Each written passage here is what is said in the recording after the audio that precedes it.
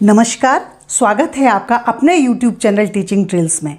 Teaching trails एक ऐसा स्थान है जहां सीखना सिखाना होता है हमेशा बहुत ही आसान और मज़ेदार। आज के इस वीडियो में हम बात करेंगे उपसर्ग के बारे में। मैंने देखा है कि अक्सर विद्यार्थियों की उलझन रहती है कि वो उपसर्ग और प्रत्यय में अंतर नहीं कर पाते। उन्हें समझ में नहीं आता कि मूल शब्द के आगे उपसर्ग लगाना है या प्रत्यय लगाना है। तो आज एक सरल ट्रिक के द्वारा हम उनकी इसी उलझन को दूर करेंगे। हिंदी वर्णमाला तो सभी बच्चों ने पढ़ी होगी, तो अब आप मुझे बताइए, हिंदी वर्णमाला में उ पहले आता है या पा? आप कहेंगे कि ये भी कैसा सवाल हुआ, उ पहले आता है। तो उ मतलब उपसर्ग, यानी शब्द में जो पहले आए, मूल शब्द से पहले आए, वो उपसर्ग है, और जो मूल शब्द के बाद आए वो प्रत्यय है। जैसा कि वर्णमाला में उ पहले आता है और पा बाद में आता है। अब हम बात करते हैं अंग्रेजी भाषा की, इंग्लिश अल्फ़ाबेट की। इंग्लिश अल्फ़ाबेट में भी अगर हम देखें तो पी पहले आता है, यानी प्रत्यय, प्रीफिक्स, और एस बाद में आता है, यानी सफिक्स। यानी जो मूल शब्दों के पहले आए उसे हम प्रीफिक्स या उपसर्ग कहते हैं, और जो शब्द मूल शब्द के बाद में आए, मूल शब्द के पीछे लगे, उसको हम प्रत्यय या सफिक्स कहते हैं। तो मैं आशा करती हूँ कि आपको आसान भाषा में ये समझ में आ गया होगा, और निश्चित ही बच्चे भी इसी प्रकार से समझ जाएंगे। तो सबसे पहले हम समझते हैं कि प्रत्यय की परिभाषा क्या है। तो देखते हैं, जो गद्यांश या जो शब्दांश शब्दों के शुरू में जुड़कर उनके अर्थ में परिवर्तन या विशेषता लाते हैं, उन्हें हम उपसर्ग कहते हैं। यानी कोई भी एक शब्द है, जैसे उदाहरण के लिए मैं शब्द लेती हूँ हार। हार मतलब पराजय, लेकिन हार के आगे हमने शब्द जोड़ दिया प्रा, तो शब्द बन गया प्रहार। तो प्रहार का मतलब आक्रमण। तो आसान भाषा में अगर हम बात करें तो मूल शब्दों के आगे जो शब्द हम जोड़ देते हैं वो उपसर्ग कहलाते हैं। अब हम बात करते हैं उपसर्ग के भेदों की, कि उपसर्ग के कितने भेद हैं। तो देखिए, उपसर्ग के 5 भेद हैं।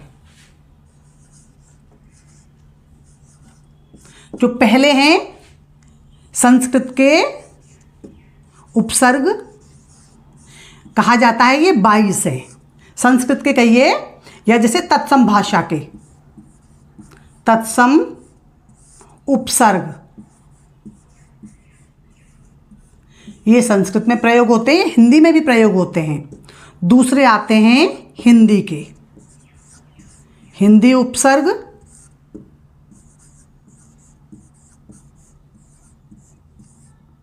इसके बाद हम बात करते हैं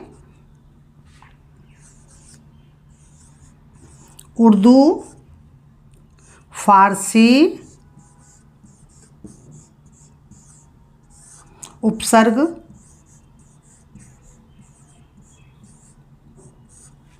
अब इसके बाद है चौथा अंग्रेजी के उपसर्ग।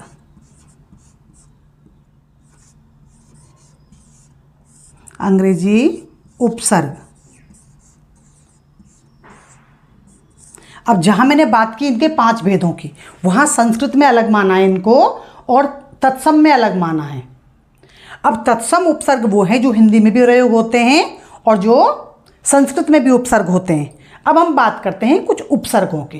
अब यहाँ पर हमने जो उपसर्ग दिए हुए हैं वो संस्कृत के हैं, लेकिन जैसा मैंने कहा संस्कृत या तत्सम के, तो इन उपसर्गों का प्रयोग हिंदी में भी होता है और संस्कृत में भी होता है। परीक्षा में उपसर्ग से संबंधित प्रश्न 2 प्रकार से पूछे जाते हैं। एक तो शब्द दिया है और उसमें कहते हैं कि दिए गए शब्दों में, दिए गए शब्दार्थ में से उपसर्ग और मूल शब्द अलग करिए।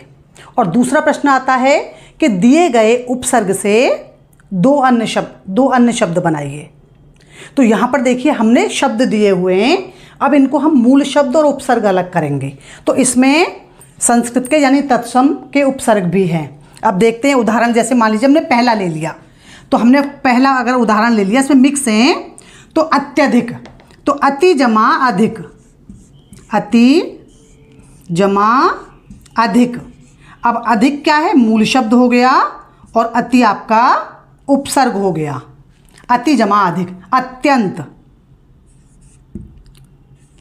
अति जमा अंत, अति जमा अंत।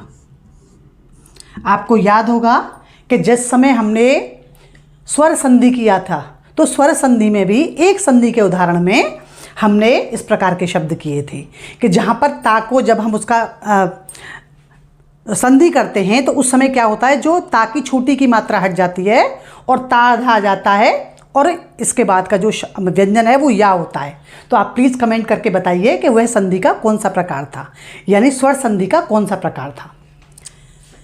तो अति जमा अधिक। तो आप एक चीज़ का और ध्यान रखिए कि जब हम उपसर्ग लगाते हैं तो उपसर्ग के अलग होने के बाद में जो मूल शब्द है उसका अर्थ होना चाहिए। यदि उस मूल शब्द का अर्थ नहीं निकल रहा है तो इसका मतलब है कि वो शब्द हमारा ठीक नहीं है।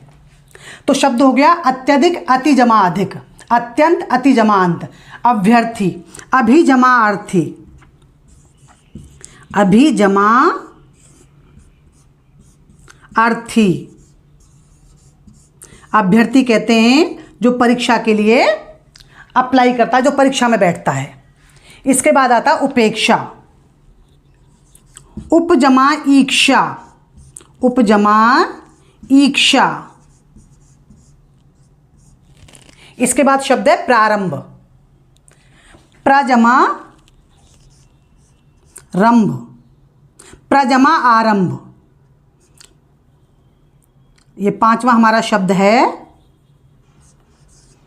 प्रजमा आरंभ। अगर हम शब्द कहते प्राजमा रंभ तो कोई शब्द नहीं बनता। तो इसका अर्थ है कि उपसर्ग और मूल शब्द दोनों का ही अर्थ बनना चाहिए। अब कुछ उदाहरण हम यहां लिख लेते हैं।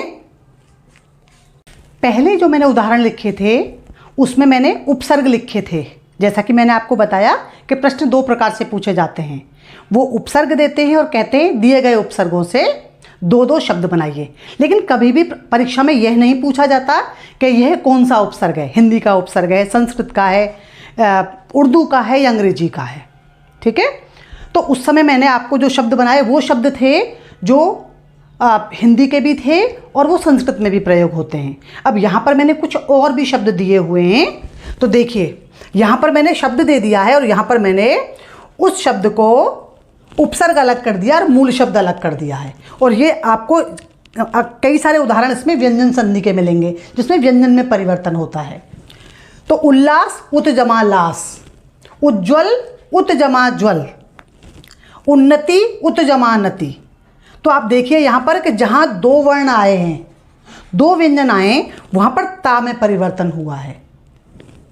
उद्घाटन उत जमा घाटन, संयोग सम जमा योग, सम्मेलन सम जमा मेलन, सद्भावना सम जमा भावना, सद्भावना का सत जमा भावना हो जाएगा, संभावना नहीं होगा। निर्बल निर्जमा बल, निष्कलंक निस जमा कलंक, निरोग। अब देखिए दोनों प्रकार से आपको लिखे हुए मिलेंगे, निर्जमा रोग निरोग, या इस प्रकार से जो विसर्ग संधि का उदाहरण है वो भी आपको मिल जाएगा, निजमा रोग। लेकिन स्वीकार ये ज़्यादा है। कई बार हम कहते हैं निरोग या निरोग, तो दोनों को ही मान्यता दी गई है, दोनों ही स्वीकार्य हैं।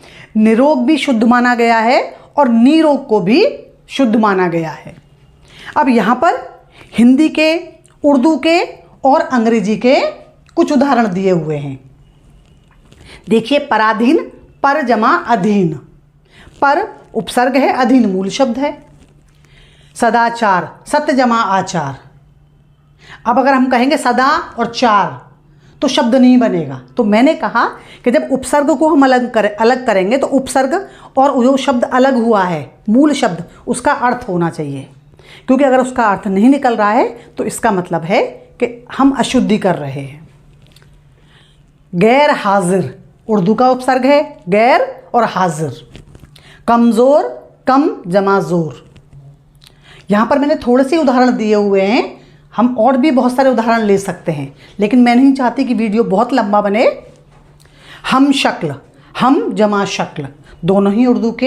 एक चीज़ का आपको ध्यान और रखना पड़ेगा कि जब अगर हम उपसर्ग ले रहे हैं तो उपसर्ग अगर हिंदी का है, संस्कृत का है, तो शब्द भी, मूल शब्द भी हिंदी या संस्कृत का ही होगा।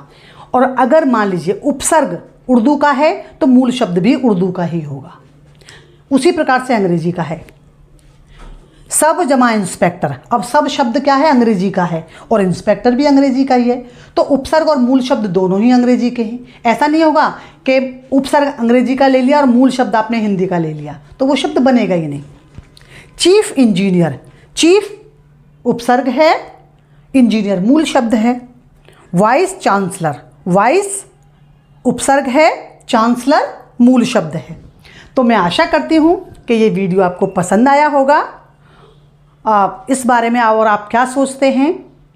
तो अगर चैनल पर नए हैं तो चैनल को सब्सक्राइब कीजिए, वीडियो को लाइक कीजिए, शेयर कीजिए। तो मिलते हैं एक और नए वीडियो में, तब तक सीखते रहिए, सिखाते रहिए। धन्यवाद।